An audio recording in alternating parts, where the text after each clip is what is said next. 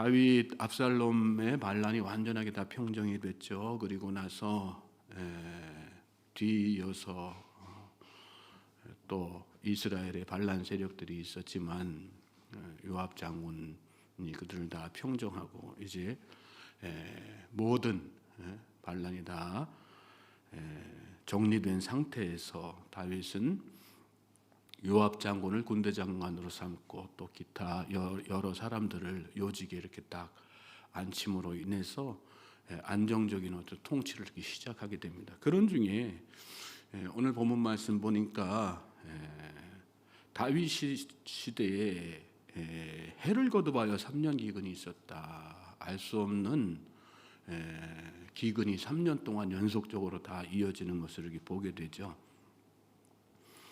1절 2절 말씀을 같이 읽겠습니다. 시작. 다윗의 시대에 해를 거듭하여 3년 기근이 있으므로 다윗이 여호와 앞에 간구하매 여호와께서 이르시되 이는 사울과 피를 흘린 그의 집으로 말미암음이니 그가 기브온 사람을 죽였음이니라 하시니라.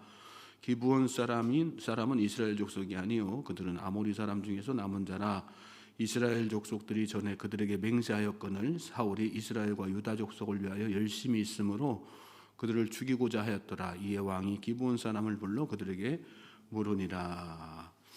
다윗 시대의 3년 연속 원인을 알 수 없는 기근이 계속해서 이어진 상태였어요. 그래서 다윗이 이 문제를 왕이니까 좀 해결해야 되잖아요. 그래서 해결하기 위한 방법을 어떻게 취했는가? 하나님 앞에 기도했다는 거.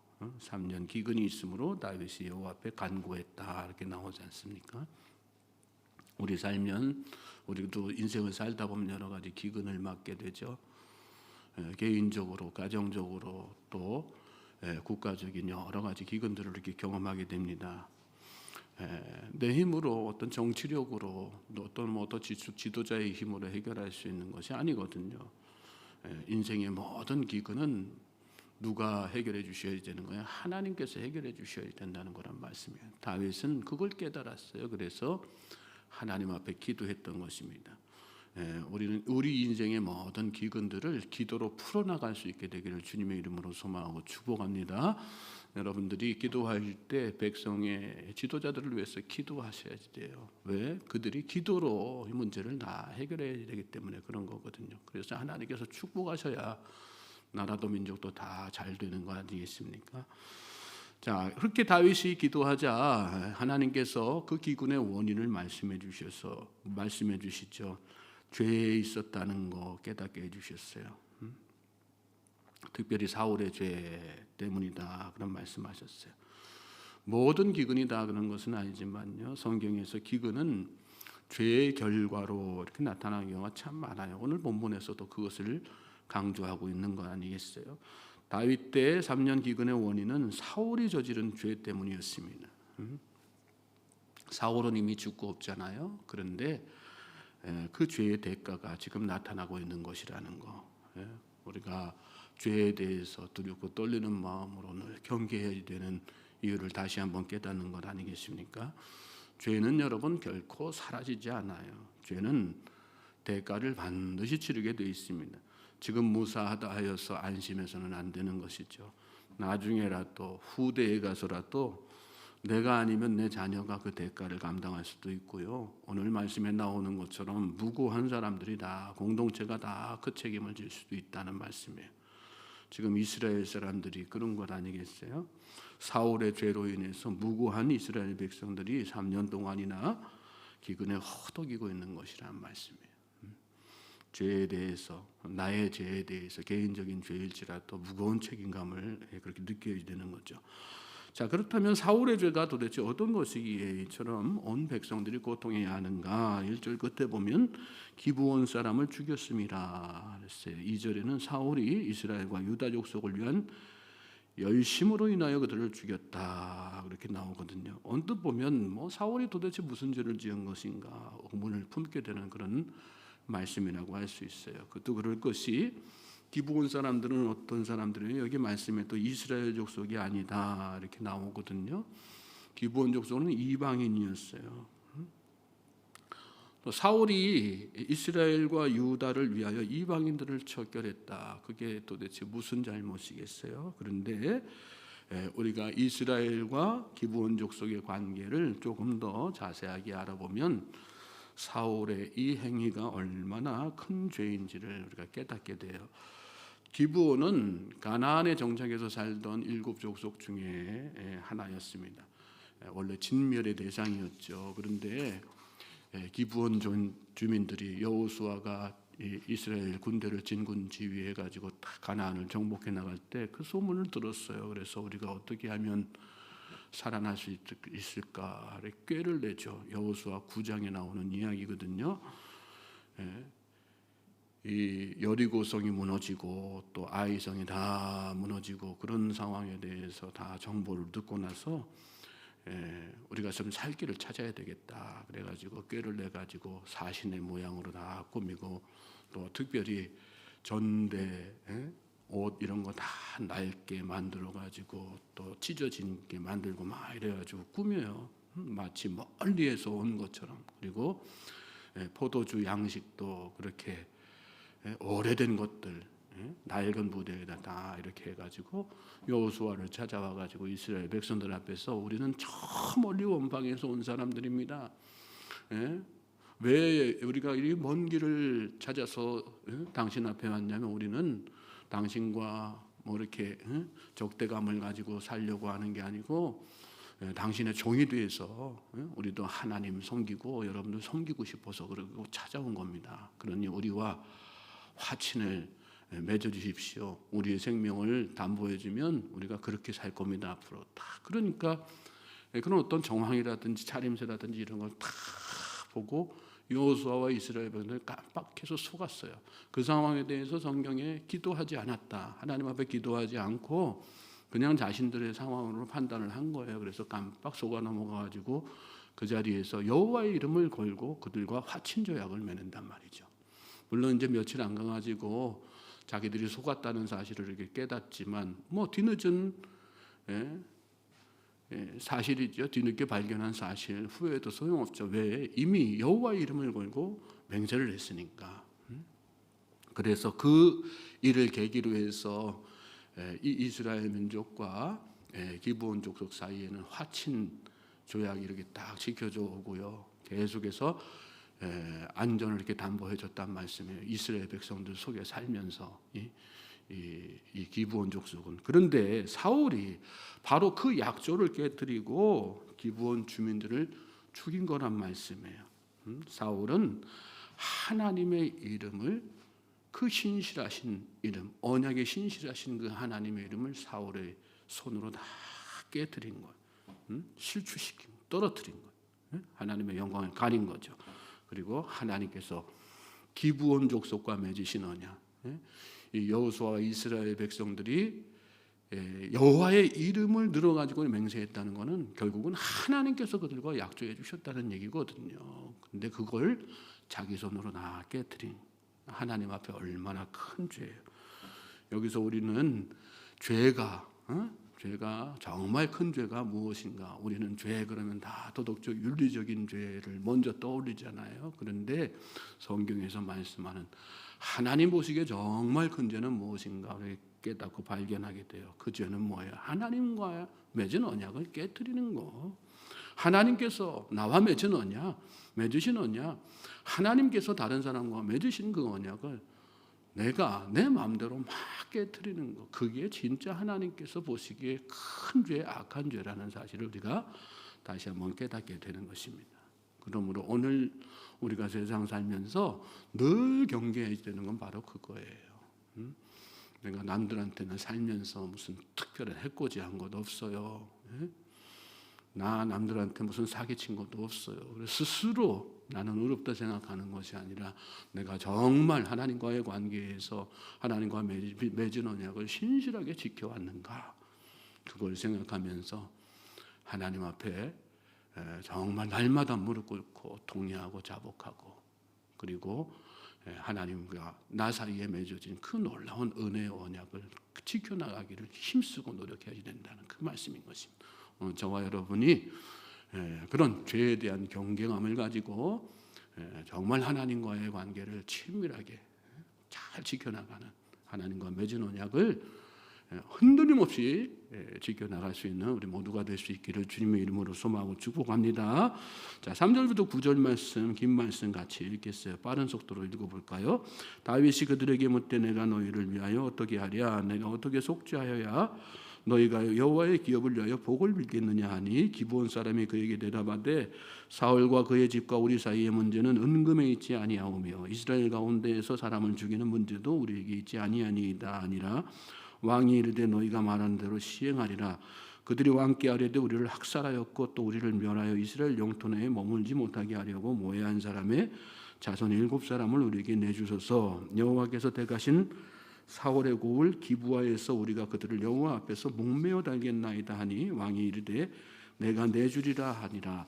그러나 다윗과 사울의 아들 요나단 사이에 서로 여호와를 두고 맹세한 것이 있으므로 왕이 사울의 손자 요나단의 아들 무비보셋은 아끼고 왕이 이에 아야의 딸 리스바에게서 난 자 곧 사울의 두 아들 알모니와 무비보셋과 사울의 딸 메라백에서 난 자 곧 무홀라 사람 바르실레의 아들 아드리엘의 5 아들을 붙잡아 그들을 기브온 사람의 손에 넘기니 기브온 사람이 그들을 산 위에서 여호와 앞에 목매어 달매 그들 7사람이 동시에 죽으니 죽은 때는 곡식배는 첫날 곧 보리를 베기 시작하는 때더라. 다윗은 이 문제를 해결하기 위해서 기브아 사람들을 찾아가죠. 어떻게 해야 이 문제를 해결할 수 있겠느냐 그랬더니 기브아 사람들이 다윗은 그래도 뭐 그냥 좀 이렇게 적당한 보상을 해서 좀 해결하려고 했던 것 같아요. 그런데 기브온 사람들은 아주 단호하죠.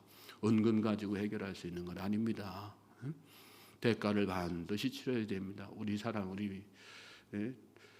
우리 백성들이 무고한 사람들이 다 이렇게 죽었으니까 그 핏값으로 대신해서 갚아야 되는 것 아니겠습니까? 그래가지고 다윗에게 그걸 요청을 하죠. 그러니까 다윗이 거기에 대해서 그렇게 하겠다 이야기하니까 사울 가문의 사람 7사람을 이렇게 보내주시면 목매달아서 이렇게 처단하겠다. 그렇게 해결해서 결과적으로 그런 과정을 통해 가지고 문제를 해결하는 것을 보게 되죠. 여러분, 죄는 다른 방법으로 해결되는 게 아니에요. 은금 가지고 해결되는 거 아니에요. 우리의 선행이나 공로 가지고 해결될 수 있는 문제도 아니라는 거예요. 죄는 반드시 죽음으로만 갚을 수 있다는 거 우리가 잘 깨달아야 됩니다. 그래서 성경에는 죄의 삭은 사망이라는 말씀을 하는 거 아니겠어요? 우리의 죄도요, 우리의 목숨으로 다 갚아야 되는 거예요. 우리의 죄는 원래 세상 다른 어떤 방법이 아니라 우리의 목숨을 내놓아야 되는 거라. 근데 하나님께서 우리를 살리시기 위해서 우리가 그렇게 죄로 인해서 다 우리의 생명을 다 이렇게 대가로 치러야 되는 그런 상황에서 우리를 사랑하시고 우리를 아끼시고 우리를 살려주시기 위해서 하신 일이 뭐예요? 예수 그리스도를 이 땅에 보내신 거란 말씀이에요. 그리고 그 예수님께서 우리 죄를 위해서 다 이렇게 우리 모든 죄를 다 짊어지시고 대신해서 십자가에 달려 죽으셨다는 말씀이에요. 그 은혜와 사랑 가운데 우리가 살고 있는 거란 말씀입니다. 저는 저와 여러분이 그런 어떤 죄의 대가, 죄의 원리에 대해서 잘 깨닫고 그래서 이 하루도 하나님 앞에 정말 감사하는 마음으로 살 수 있게 되기를 주님의 이름으로 소망하고 축복합니다. 내 죄 때문에 내 죄는 내 목숨으로 갚아야 되는 것인데 예수님께서 내 죄를 대신해서 십자가에 죽으셨구나. 죄가 무서운 것도 깨달아야 되고요. 그리고 그 죄를 대신해서 짊어주신 생명을 내어주신 그 예수님의 은혜에 대해서 정말 깊이 있게 감사하면서 살아야 된다는 그 말씀인 것입니다. 자, 10절부터 14절 말씀 계속해서 읽겠습니다. 시작. 아야의 딸 리스바가 굵은 배를 가져다가 자기를 위하여 바위 위에 펴고 곡식 베기 시작할 때부터 하늘에서 비가 시체에 쏟아지기까지 그 시체에 낮에는 공중의 새가 앉지 못하게 하고 밤에는 들짐승이 범하지 못하게 한지라. 이에 아야의 딸 사울의 첩 리스바가 행한 일이 다윗에게 알려짐에 다윗이 가서 사울의 뼈와 그의 아들 요나단의 뼈를 길르앗 야베스 사람에게서 가져가니 이는 전에 블레셋 사람들이 사울을 길보아에서 죽여 블레셋 사람들이 벳산 거리에 매단 것을 그들이 가만히 가져온 것이라. 다윗이 그곳에서 사울의 뼈와 그의 아들 요나단의 뼈를 가지고 올라오며 사람들이 그 달려 죽은 자들의 뼈를 거두어다가 사울과 그의 아들 요나단의 뼈와 함께 베냐민 땅 셀라에서 그의 아버지 기스의 묘에 장사하되 모두 왕의 명령을 따라 행하니라. 그 후에야 하나님이 그 땅을 위한 기도를 들으시니라.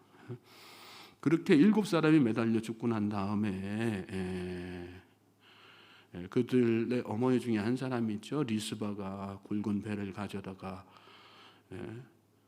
시체를 넣고 거기에다 대고 거기에 자리를 펴고 앉아가지고 이렇게 혹시라도 공중의 새가 들짐승이 이렇게 범하진 않을까 그러면서 비를 맞아가면서 다 이렇게 짐승들을 내쫓는 그런 상황을 이렇게 말씀 가운데 설명하고 있죠. 율법에는 이렇게 처형당한 시신을 밤이 새도록 매달아두지 못하게 만들고 있습니다. 그런데 여기 상황 보면 그렇게 하지 않고 방치했던 그런 상황인 것을 우리가 짐작하게 되죠. 그러니까 이 리스바는 다윗에게 뭘 이야기하고 있는 거예요? 이렇게 하고 있는 거 하나님 말씀 어기는 거 아닙니까? 그렇게 암암리에 자신의 행동을 통해 가지고 다윗에게 그런 상황을 전달하고 있는 거죠. 그래서 다윗이 그 소식을 듣고 나서 깨닫게 돼요. 그래야 맞는 거지. 그리고 거슬러 올라가서 사울의 뼈와 요나단의 뼈도 그렇게 방치되고 방치하고 있었던 자신의 실수를 다 이렇게 돌아보고 다 추려다가 이렇게 잘 장사하는 중요한 말씀은 그 후에야 하나님이 그 땅을 위한 기도를 들으시니라 이렇게 말씀하셨어요. 그런 모든 과정이 끝나고 나서 하나님께서 가뭄을 거두시고 기근을 거두시고 비를 주셨다 그 말씀이죠. 여기서 우리가 뭘 깨닫게 돼요? 하나님의 마음, 하나님의 사랑을 또 다시 한번 깨닫게 되는 거죠. 여러분 왜 우리 인생에 기근이 있을까요? 하나님께서 하시고자 하시는 것은 우리로 하여금 죄를 다 깨닫게 하시는 거예요. 왜 죄를 회개케 하시는 것일까요? 결국은 용서하시고 덮어주시고 회복시키기 위해서라는 거 우리가 잘 깨달아야 하는 것입니다.